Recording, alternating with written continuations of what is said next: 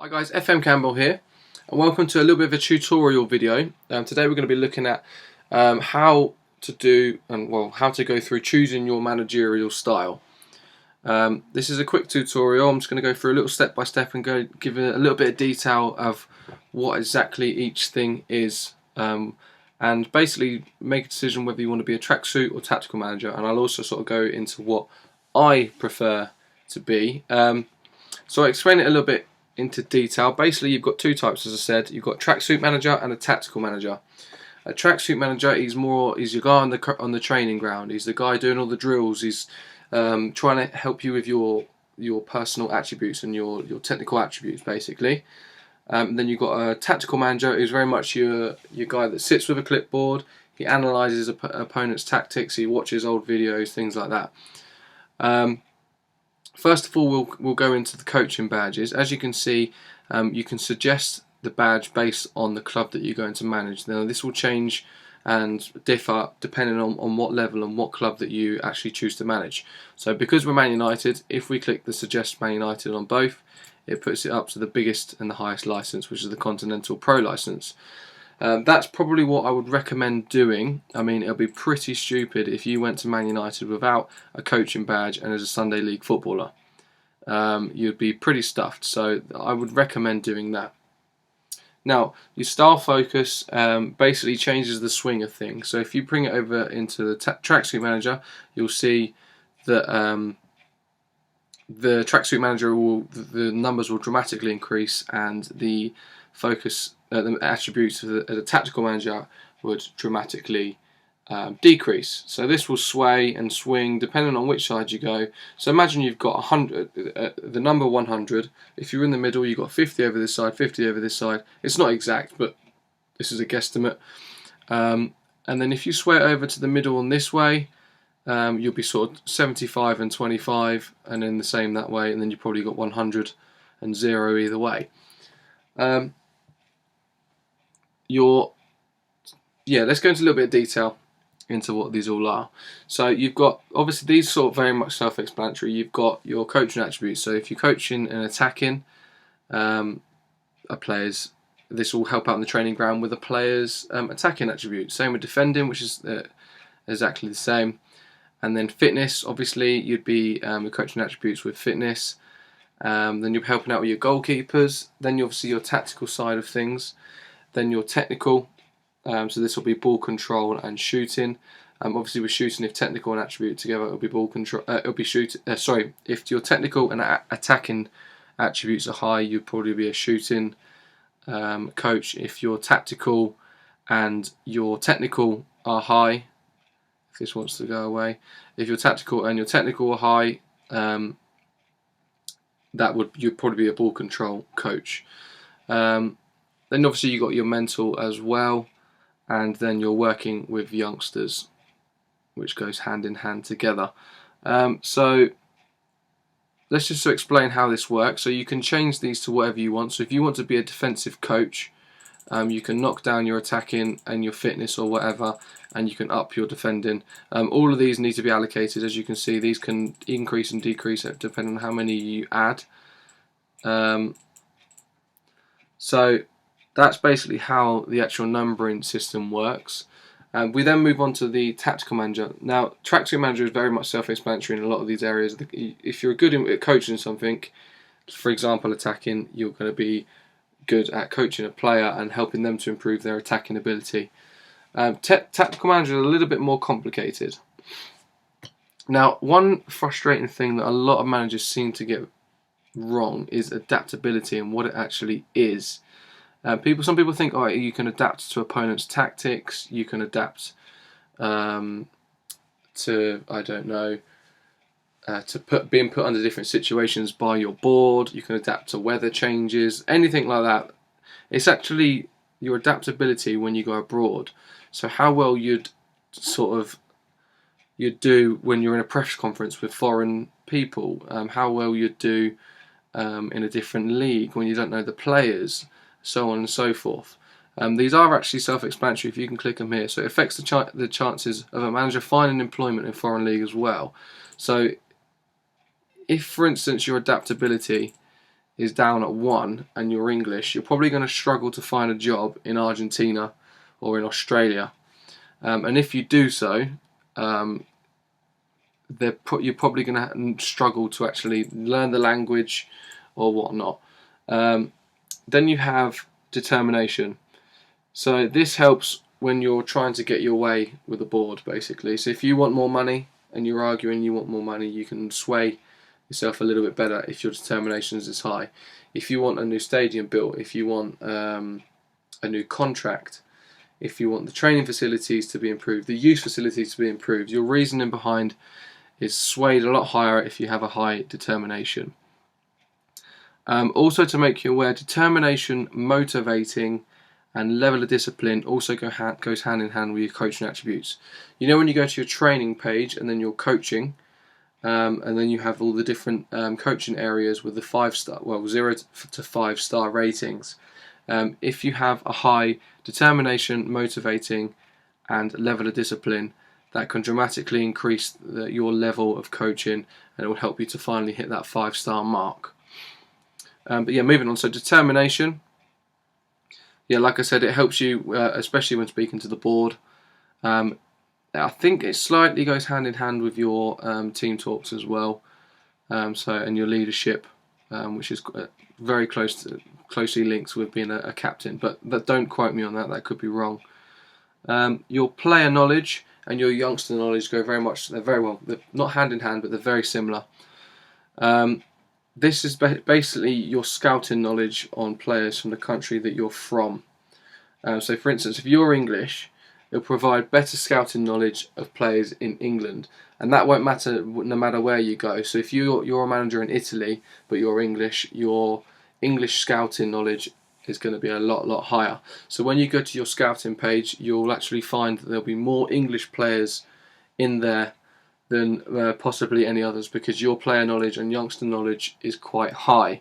You may have seen an example of this. Say, for instance, if you were a manager in Italy again, and you hired your first French scout, you may find that, depending on whether the scout's very good, you may find that there'll be a lot of French players popping up in your player searches.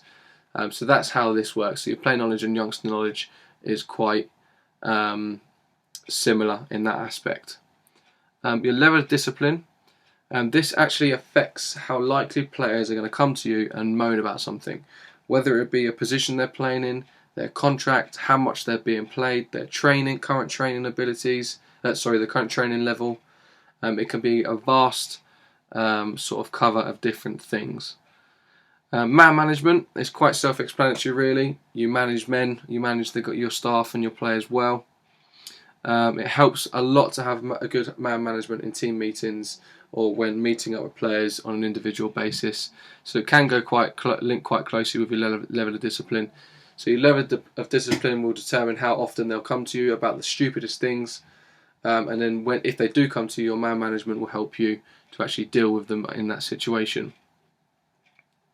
So motivation mostly affects team talks, to my knowledge, but this does actually come hand in hand again with level of discipline and man management in team meetings. And obviously, so for instance, you may have a team meeting at the beginning of the season saying, I think we could push for Champions League football this year.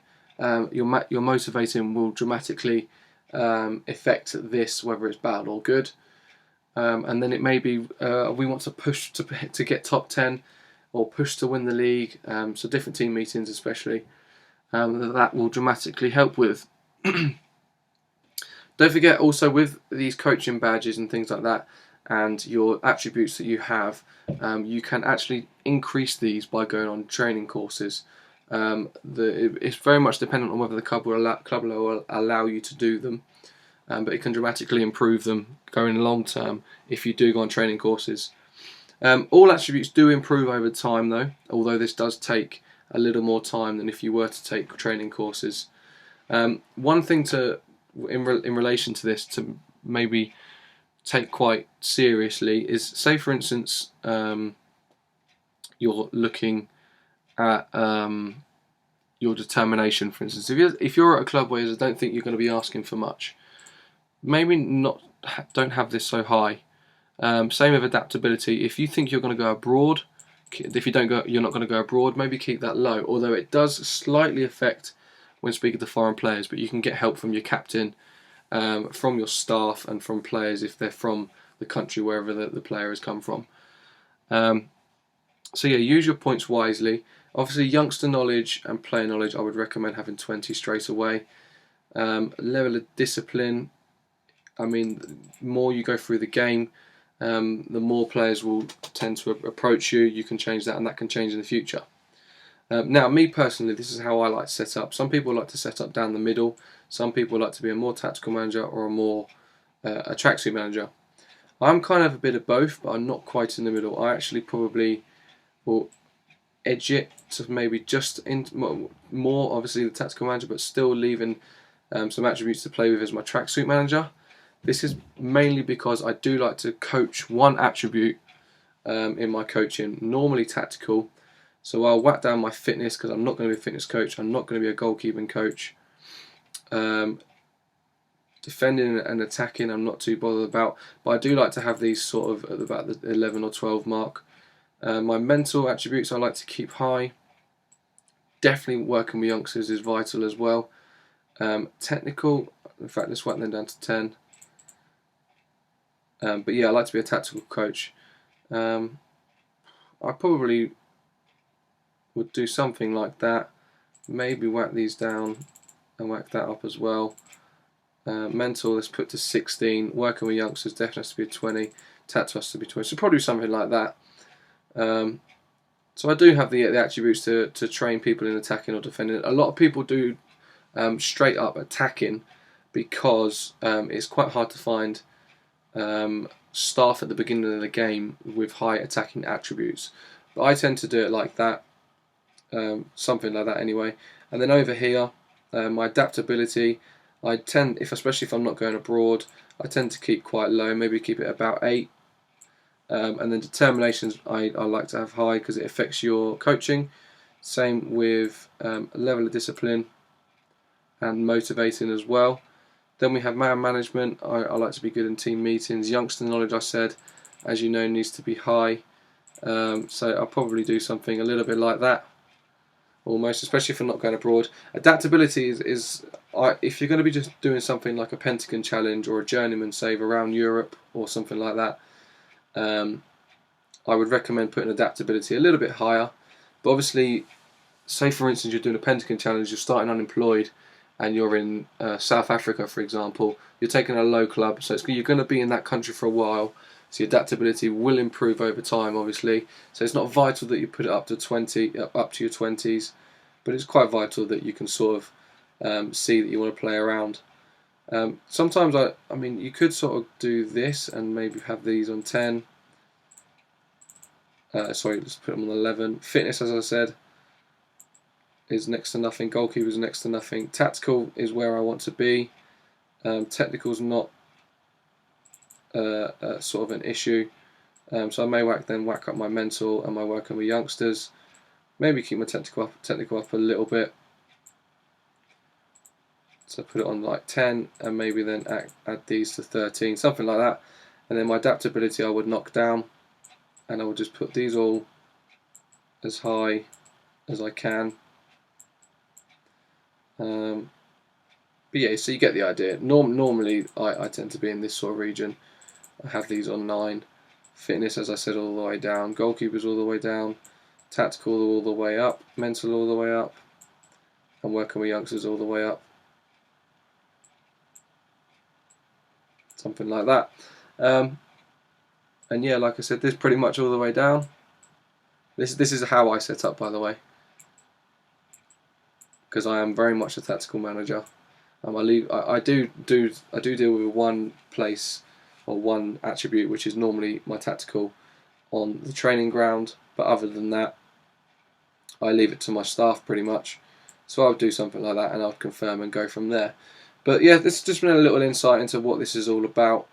I hope it helps. Let me know in the comment section below if you're a tracksuit manager or you're a tactical manager. I'm very much interested to see what you go for. But yeah, I'm definitely a tactical manager, although I do have a little bit of insight into the coaching in one specific area, in this case tactical. But yeah, let me know what you think. I hope you've enjoyed the video. If you're new to the channel and you feel that this video has been helpful, feel free to subscribe. If you're not and you've been here for a while, thank you very much for staying. And feel free to like the video if you've enjoyed it. But I'll see you guys in the next one. Take care. Cheers.